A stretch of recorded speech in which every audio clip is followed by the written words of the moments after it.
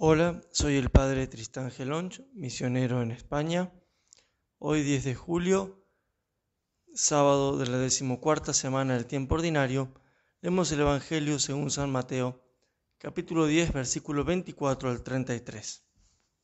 En aquel tiempo dijo Jesús a sus apóstoles: Un discípulo no es más que su maestro, ni un esclavo más que su amo.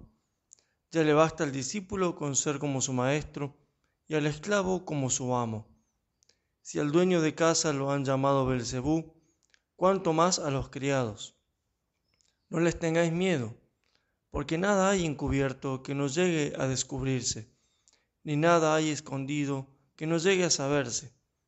Lo que os digo en la oscuridad, decidlo a la luz, y lo que os digo al oído, pregonadlo desde la azotea.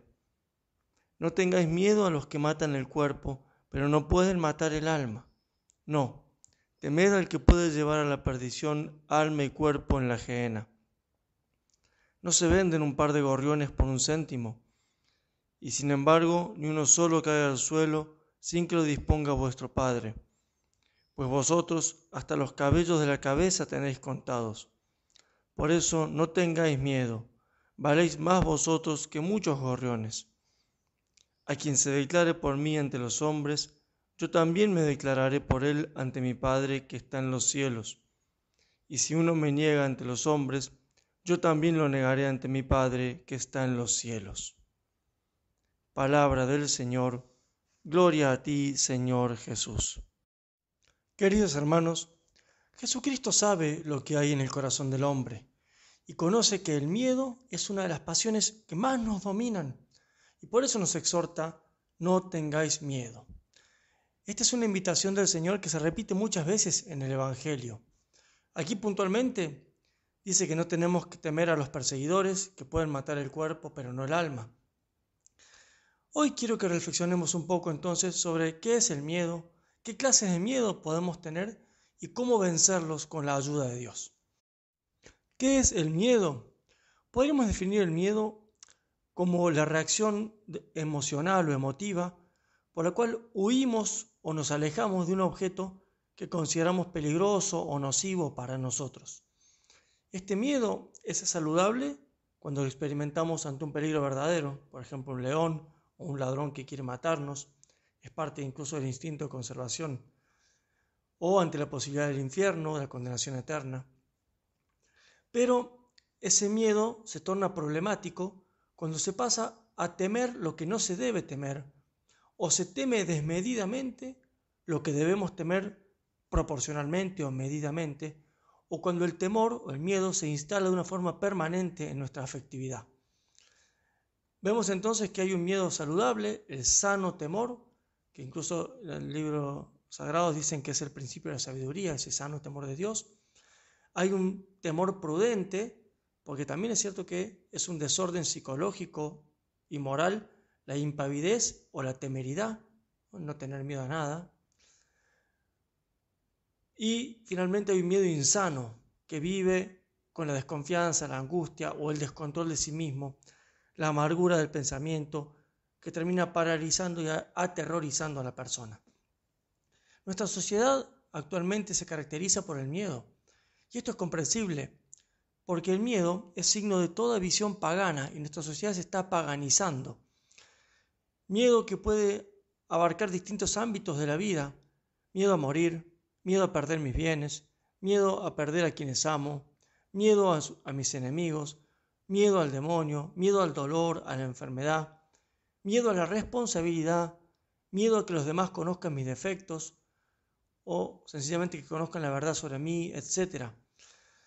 Y es así que cuando las expectativas que tenemos son simplemente humanas, cuando la idea de felicidad que tenemos es simplemente terrena, el miedo se adueña de nosotros, porque todo eso se va a terminar acabando. Contra esto, ¿qué podemos hacer? ¿Cómo se puede vencer el miedo o cómo gestionarlo? La respuesta está en tener una vida seria de fe. En este Evangelio, nuestro Señor nos dice que tengamos fe en la vida eterna, que tengamos fe en la providencia de Dios. Estas son verdades que nos hacen ponderar las cosas en su justa y real medida, ¿no? La fe nos ilumina la razón y nos hace ver la verdad de las cosas. Y por eso, como decíamos, nuestra sociedad que se caracteriza por el miedo, porque siendo una sociedad en proceso de paganización, no tiene fe. La fe es el remedio último contra el miedo.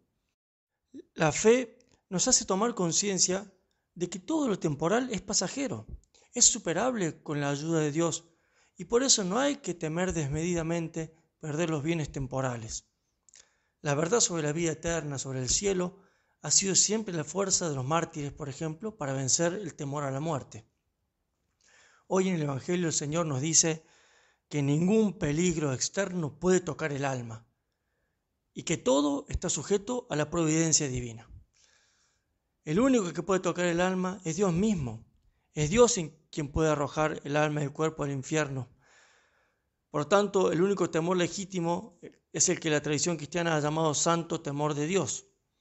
Pero incluso este temor hay que manejarlo adecuadamente desde la fe, porque sabemos que Dios no condena al infierno, sino a quien quiera terminar allí por toda la eternidad, porque nadie está obligado a pecar, y habiendo pecado, nadie está obligado a permanecer en tal estado, supuesta en ambos casos la gracia que Dios no niega, pues Dios quiere que todos los hombres se salven.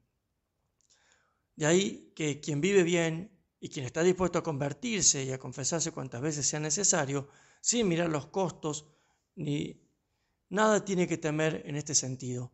O al menos su temor se reduce a una prudencia, que es lo que dice San Pablo: el que esté en pie, mire de no caer.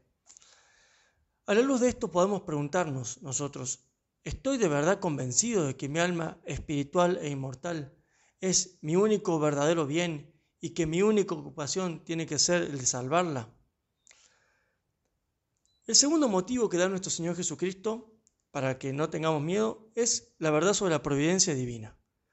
Es cierto que nadie fuera de nosotros mismos puede arruinar nuestra alma, pero igual los demás pueden dañar nuestro cuerpo e incluso causarnos la muerte. Aún así, tenemos motivos para no tener miedo, pues nada ni nadie puede lastimarnos si Dios no lo permite. Y Él no lo permitiría si no fuese para sacar de cualquier daño que padezcamos un bien mucho más grande para nosotros. Las palabras de Jesús no son solo consoladoras, son bellísimas.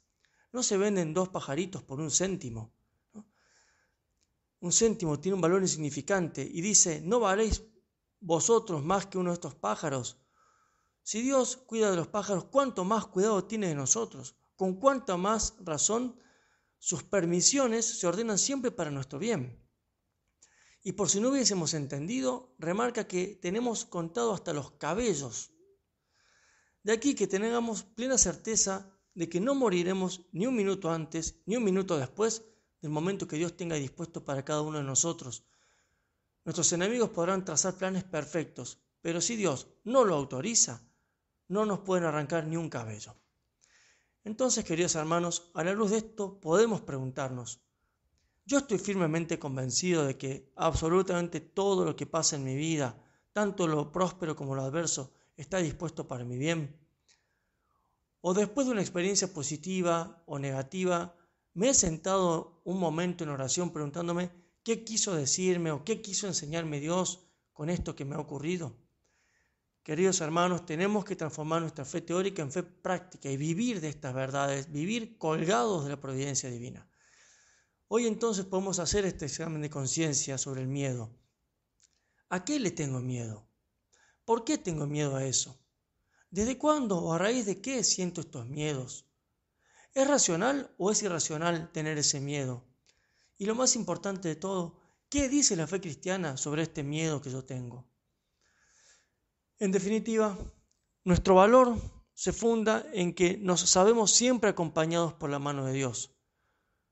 Ya lo dijimos, el temor nace de conocer o de percibir un peligro que nos amenaza y que es más grande que nuestras fuerzas.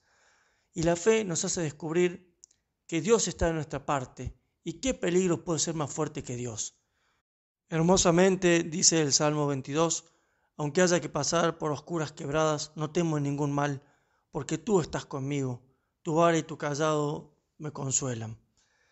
Queridos hermanos, pidamos hoy a la Santísima Virgen María, nuestra Madre poderosa, que aumente nuestra fe y que sobre todo esta fe se transforme de teórica en práctica, para que entonces con valentía luchemos por alcanzar la vida eterna.